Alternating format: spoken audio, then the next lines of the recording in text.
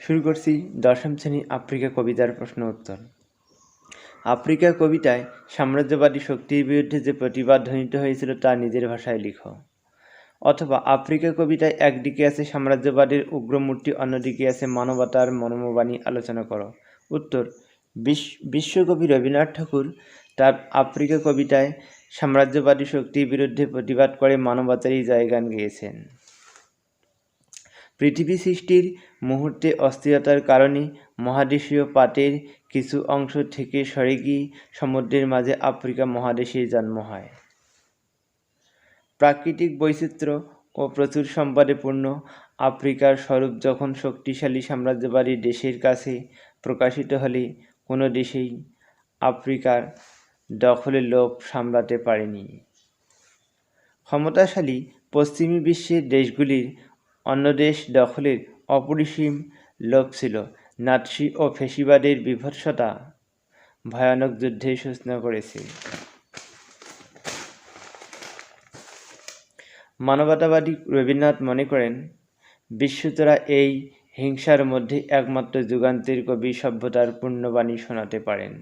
অহংকারী ইউরোপীয় সভ্যতাকে আফ্রিকার কাছে নতজানু হওয়ার শিক্ষা দিয়েছে। আফ্রিকা যদি অত্যাচারী দেশগুলির ক্ষমা করতে পারে তবে হিংসার অবসান ঘটবে, মানবতার জয় ঘোষিত হবে।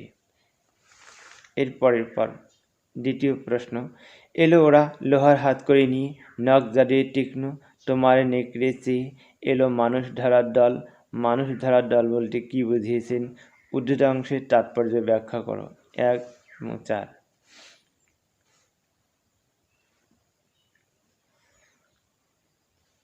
রবীন্দ্রনাথ, গর্বে যারা অন্ধ, তোমার সূর্যহারা অরণ্যের চেয়ে গর্বে কারা অন্ধ। উদ্ধৃত অংশের মধ্য দিয়ে কবির অভিপ্রেত বুঝিয়ে দাও। রবীন্দ্রনাথ ঠাকুর আফ্রিকা কবিতায় মানুষ ধরার দল বলতে আফ্রিকা মহাদেশের সম্পদলোভী আসা আপন শিক্ষা সংস্কৃতির অন্ধ সাম্রাজ্যবাদী ইউরোপীয় দেশগুলির কথা বলা হয়েছে। তাৎপর্য, আফ্রিকা মহাদেশে প্রচুর সম্পদের লোভ পাশ্চাত্যের সাম্রাজ্যবাদী তথাকথিত সভ্য দেশগুলির আফ্রিকার উপর ঝাঁপিয়ে পড়ে। তারা যে কোনোভাবে আফ্রিকার সম্পদ হরণ করতে চায়। নেকড়ে হিংস্র মাংসাশী প্রাণী। ইউরোপীয় সাম্রাজ্যবাদী দেশগুলির আচরণও ছিল পাশবিক। উপনিবেশ দখলের মানসিকতায় তারা সারা পৃথিবীতে মানবতার অবলুপ্তি ঘটায়। লোহার হাতকড়ি দিয়ে যেমন অপরাধীকে বন্দী, আফ্রিকাবাসীকে কৃতদাসে পরিণত করে হাটে বাজারে কেনাবেচা চলে, আর এটাই ছিল মানব সভ্যতার সবচেয়ে বড় অপমান। সাম্রাজ্যবাদকে কবি হিংস্র মাংসাশী নেকড়ের সঙ্গে তুলনা করেছেন এবং উগ্র স্বভাবকে নেকড়ের নখের চেয়ে তীক্ষ্ণ বা ভয়ঙ্কর বলেছেন।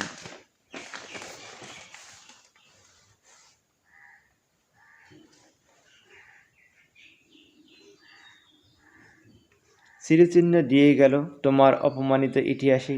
তোমার বলতে কার কথা বোঝানো হয়েছে? তার অপমানিত ইতিহাসের সংক্ষিপ্ত পরিচয় দাও। মাধ্যমিক 2019। বিশ্বকবি রবীন্দ্রনাথ ঠাকুর সাম্রাজ্যবাদী শক্তির অত্যাচারে আফ্রিকার উদ্দেশ্যে এই কথা বলেছেন।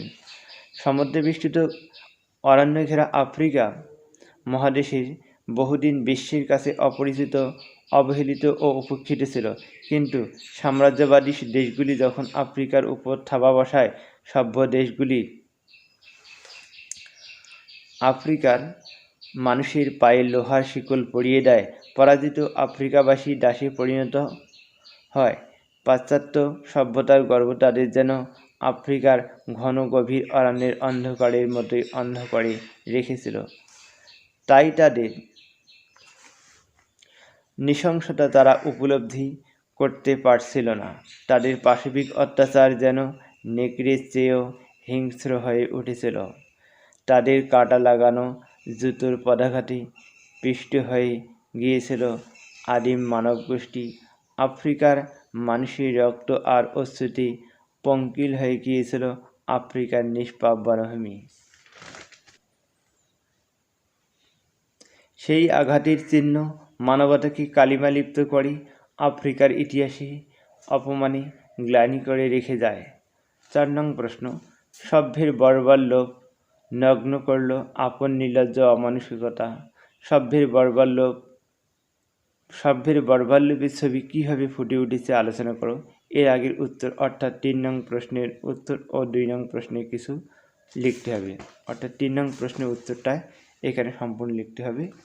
আবার দেখাচ্ছি, সমুদ্রে বেষ্টিত অরণ্য ঘেরা আফ্রিকা মহাদেশে বহুদিন বিশ্বের কাছে অপরিচিত ছিল। এখান থেকে এগুলো লিখতে হবে। তারপর 2 নং প্রশ্নের ক্ষেত্রে 2 নং প্রশ্নের কিছু অংশ এখানে তাৎপর্য অংশটি লিখলে কিন্তু পুরোপুরি উত্তরটি হয়ে যাবে। এই কথার অর্থে কি, এর কী অর্থে ব্যবহৃত হয়, যুগান্তের কবিকে কোথায় দাঁড়াতে অনুরোধ করা হয়েছে, তাকে কি বলতে অনুরোধ করা হয়েছে এবং কেন।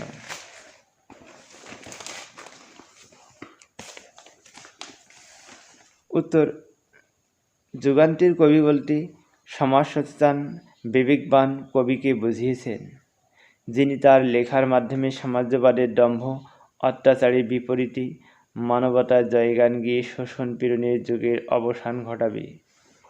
যুগান্তের কবিকে মানহারা মানবী আফ্রিকার দ্বারে এসে দাঁড়াতে অনুরোধ করা হয়েছে। যুগান্তের কবিকে পাশ্চাত্যের সাম্রাজ্যবাদী সভ্য সমাজের প্রতিনিধি হয়ে আফ্রিকাবাসীর কাছে ক্ষমা চাওয়ার অনুরোধ করা হয়েছে, কারণ মানবতার পূজারী মনুষ্যত্বের অপমান বন্ধ করতে পারেনি। তাই যুগান্তের কবিকে মানবতার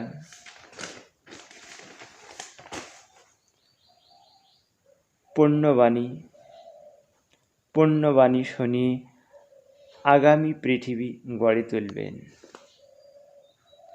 কারণ সমাজ সচেতন কবি পারেন তার লেখার মাধ্যমে অন্যায় অত্যাচারের প্রতিবাদ করে নতুন যুগের সূচনা করতে, মানুষের মানবিকতা জাগিয়ে তুলতে। সাম্রাজ্যবাদের হিংস্র প্রলাপের বিরুদ্ধে যুগান্তের কবি সভ্যতার পূর্ণবাণী উচ্চারণ করেন। তাই মানব সভ্যতার এই কলঙ্কিত যুগের অবসান ঘটিয়ে নবযুগের সূচনা করতেই যুগান্তের কবিকে রবীন্দ্রনাথ ঠাকুর অনুরোধ জানিয়েছেন, দাঁড়াও ওই মানহারা মানবীর দ্বারে, বলো ক্ষমা করো।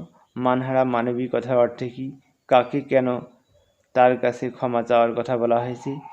3+2 5 নম্বরের প্রশ্ন। 5 নং প্রশ্ন উত্তর ও 4 নং প্রশ্ন উত্তর লিখতে হবে। এই যুগান্তের কবিকে, এখানে যুগান্তের কবিকে পাশ্চাত্যের সাম্রাজ্যবাদী সভ্য সমাজের প্রতিনিধি আফ্রিকার কাছে ক্ষমা চাওয়ার কথা বলা হয়েছে। এখান থেকে এটুকু লিখতে হবে, কারণটুকু লিখতে হবে, আর তার আগের প্রশ্নটির উত্তর লিখতে হবে। আফ্রিকা কবিতার যতগুলো প্রশ্ন উত্তর দেওয়া হলো, এর বাইরে আর একটি প্রশ্নও আসবে না। আমার হোয়াটসঅ্যাপ নাম্বার দেওয়া হলো, যদি অসুবিধা হয় কল করে জানাবেন, হোয়াটসঅ্যাপে আমি সমস্ত পাঠিয়ে দেবো। আজকের ভিডিওটি যদি ভালো লাগে চ্যানেলটিকে সাবস্ক্রাইব করবেন এবং একটি লাইক দেবেন। আজ এ পর্যন্তই।